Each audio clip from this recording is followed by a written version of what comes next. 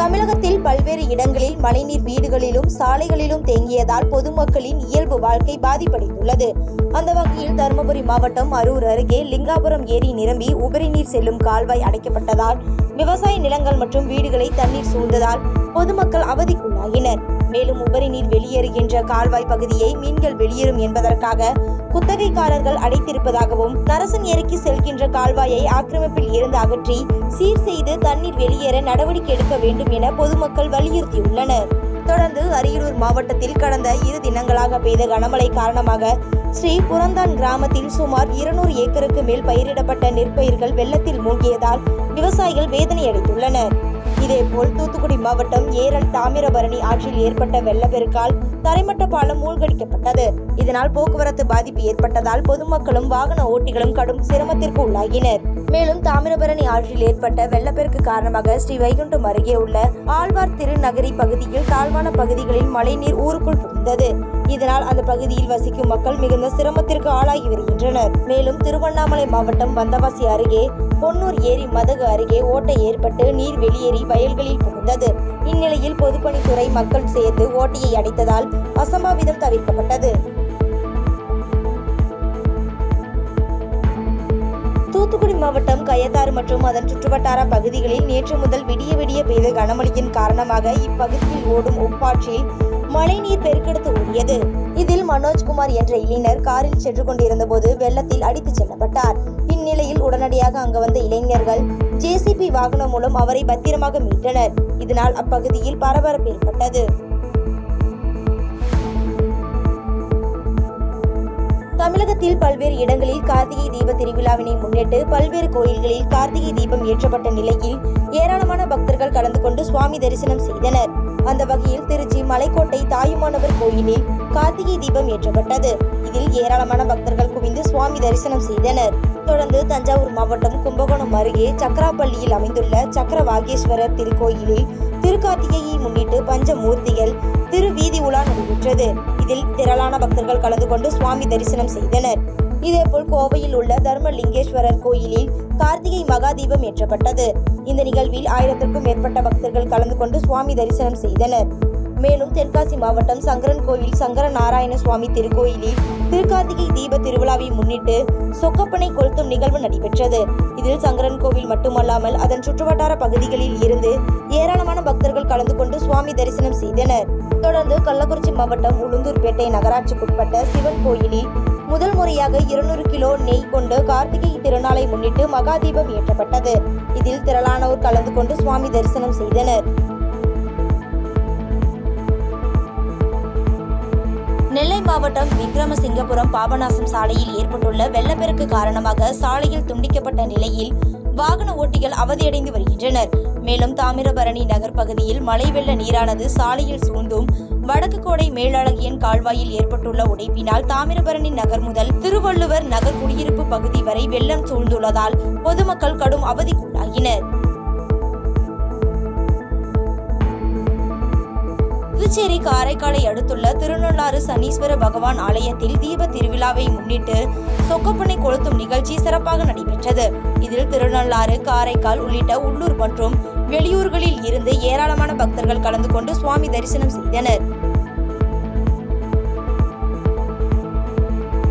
செம்பரம்பாக்கம் ஏரியில் இருந்து வெளியேற்றப்படும் உபரிநீர் குறித்த பணிகளை தமிழ்நாடு சிறு குறு தொழில் நிறுவனங்கள் அமைச்சர் அன்பரசன், ஆட்சியர் கலைச்செல்வி, சட்டமன்ற உறுப்பினர் செல்வ பெருந்தகை உள்ளிட்டோர் பார்வையிட்டனர். இதனைத் தொடர்ந்து அமைச்சர் செய்தியாளர்களிடம் பேசுகையில், செம்பரம்பாக்கம் ஏரி உபரி நீர் வெளியேறுவதை தொடர்ந்து கண்காணிக்கப்பட்டு வருவதாகவும் மாவட்ட வருவாய்த்துறை பொதுமக்களுக்கு தேவையான அனைத்து முன்னேற்பாடு நடவடிக்கையும் மேற்கொண்டுள்ளது என தெரிவித்துள்ளார்.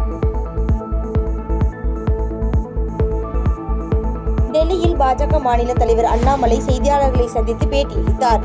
அப்பொழுது பேசிய அவர், ஒரு பிரச்சனை என்றால் பாஜக ஆக்கப்பூர்வமாக தீர்வு காணும் என்றும், தமிழ்நாடு புயல் பாதிப்பு குறித்து உடனடியாக மத்திய அரசு குழு தமிழகத்தில் வந்து பார்வையிட்டுள்ளது என்றும், மத்திய அரசின் பார்வையில் தமிழகத்திற்கான நீதி நிவாரணம் தொடர்பான செயல்பாட்டு விரைவாக நடைபெற்று வருவதாக பேசியுள்ளார்.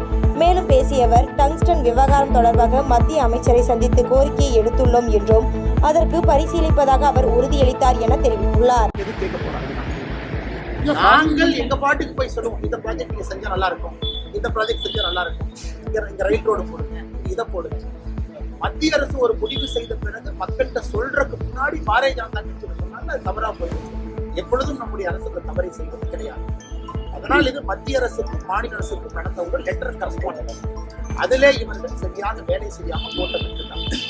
சார், இப்ப மாநில அரசும் மக்கள் அந்த போராட்டத்தில் ஈடுபடுறாங்க, இதை கேன்சல் பண்ணணும்னு கேட்கிறாங்க.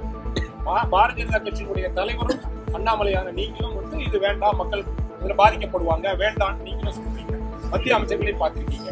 ரெண்டு பேருமே மத்தியில ஆள்ற அண்ணாமலையும் வேண்டாம்னு நினைக்கிறாரு, மாநிலத்தில் ஆள்ற திமுகவும் வேண்டாம்னு நினைக்கிறேன். மத்திய அரசுடைய நிலைப்பாடு என்னவா இருக்கு? நீங்க மத்திய அரசு அமைச்சரை பார்க்கும்போது என்ன சொன்னீங்க? அவர் என்ன சொல்லியிருக்காரு? கேன்சல் ஆகிறதுக்கு வாய்ப்பு இருக்கா இல்லையா? ஆனா ஒரு பிரச்சனை இருக்காதுங்க. நான் 2-3 நாள் நீங்க பொறுத்து பாருங்க. அடையாறு ஆற்றில் வெள்ளப்பெருக்கு ஏற்பட்டுள்ள நிலையில் தாம்பரம் அடுத்த சமத்துவ பெரியார் நகர், அஞ்சுகம் நகர் பகுதியில் உள்ள வீடுகளில் மழைநீர் புகுந்ததால் அப்பகுதி மக்கள் பெரிதும் பாதிக்கப்பட்டனர். இந்த நிலையில் செங்கல்பட்டு மாவட்ட ஆட்சியர் அருண்ராஜ், தாம்பரம் மாநகராட்சி மேயர் வசந்தகுமாரி, துணை மேயர் காமராஜ், தாம்பரம் மாநகராட்சி ஆணையர் பாலச்சந்தர் ஆகியோர் நேரில் சென்று ஆய்வு செய்தனர். பின்னர் அஞ்சுகம் நகரில் மழைநீரால் பாதிக்கப்பட்ட 500க்கும் மேற்பட்ட மக்களை வேன் மூலம் மீட்டு தாம்பரத்தில் உள்ள மாநகராட்சி மண்டபத்திற்கு அனுப்பி வைத்தனர். தொடர்ந்து தாம்பரம் மாநகராட்சி ஆணையர் பாலச்சந்தர் செய்தியாளர்களை சந்தித்து பேட்டியளித்துள்ளார்.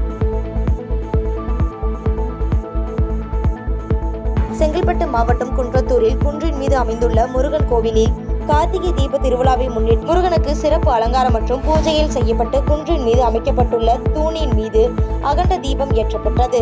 இதில் குன்றத்தூர் மற்றும் அதனை சுற்றியுள்ள பகுதிகளைச் சேர்ந்த ஏராளமான பக்தர்கள் கலந்து கொண்டு அகண்ட தீபம் ஏற்றும் நிகழ்ச்சியில் கலந்து கொண்டு அரோகரா கோஷமிட்டு சுவாமி தரிசனம் செய்தனர். காஞ்சிபுரம் மாவட்டம் குன்றத்தூர் ஒன்றியம் ஓரத்தூர் ஆரம்பாக்கம் ஆகிய 2 கிராமங்களின் ஏரியும் சுமார் 760 ஏக்கர் பரப்பளவில் ஒன்றிணைந்து நீர்த்தேக்கம் கட்டப்பட்டுள்ளது. இங்கு அண்மையில் பெய்த கனமழையால் நீர்த்தேக்கத்தில் நீர் நிரம்பி தற்காலிக கரை கடந்த ஆண்டு ஒடிந்த அதே இடத்தில் 2வது முறையாக ஒடிந்துள்ளது. இதனால் விளைநிலங்களில் பயிரிடுவதை இம்முறை விவசாயிகள் கைவிட்டுள்ளனர். கடலூர் மாவட்டம் விருத்தாச்சலம் அடுத்த திட்டக்குடி பகுதிக்குட்பட்ட கீழசெருவாய் கிராமத்தில் பொதுப்பணித்துறைக்கு சொந்தமான வெலிங்டன் ஏரி கடந்த சில தினங்களாக ஏரிக்கு நீர்வரத்து அதிகம் வந்ததால் ஏரி முழு கொள்ளளவை எட்டியுள்ளது. இதனை ஆய்வு செய்வதற்காக தொழிலாளர் நலன் மற்றும் திறன் மேம்பாட்டுத்துறை அமைச்சர் சி.வே. கணேசன் வந்தபோது அமைச்சரின் காரை வழிமறித்த கீழச்செருவாய் பொதுமக்கள் தங்கள் பகுதியில் சாலை வசதி, கால்வாய் வசதி உள்ளிட்ட எந்தவித அடிப்படை வசதிகளும் இல்லை என முற்றுகையிட்டு வாக்குவாதத்தில் ஈடுபட்டதால் பரபரப்பு ஏற்பட்டது.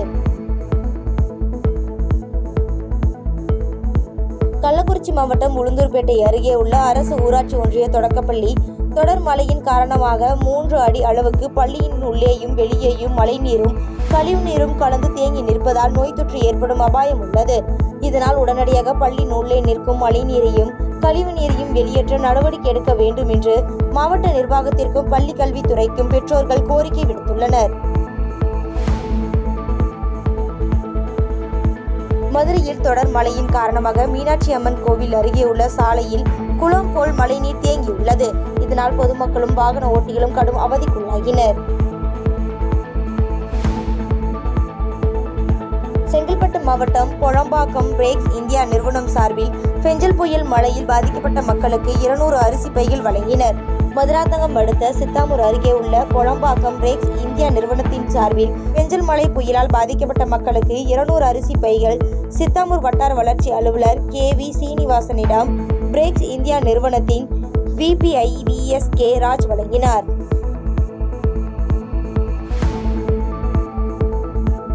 தீப திருநாளை முன்னிட்டு உலகில் அமைதி, ஒற்றுமை நிலவ வேண்டும் என்பதை வலியுறுத்தி புதுச்சேரி அரோவில்லில் 50க்கும் மேற்பட்ட வெளிநாட்டினர் 2025 அகல் விளக்குகளை ஏற்றி தியானத்தில் ஈடுபட்டனர்.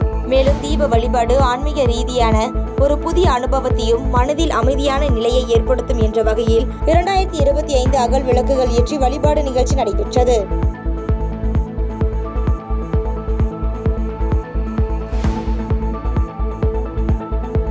செய்பவரை கண்டால் நாம் பயங்கொள்ளலாகாது பாப்பா, மோதி மிதித்து விடு பாப்பா, அவர் முகத்தில் உமிழ்ந்து விடு பாப்பா. அண்மை செய்திகளை உடனுக்குடன் தெரிந்து கொள்ள இணைந்திருங்கள் இயம்நாடு தொலைக்காட்சியுடன்.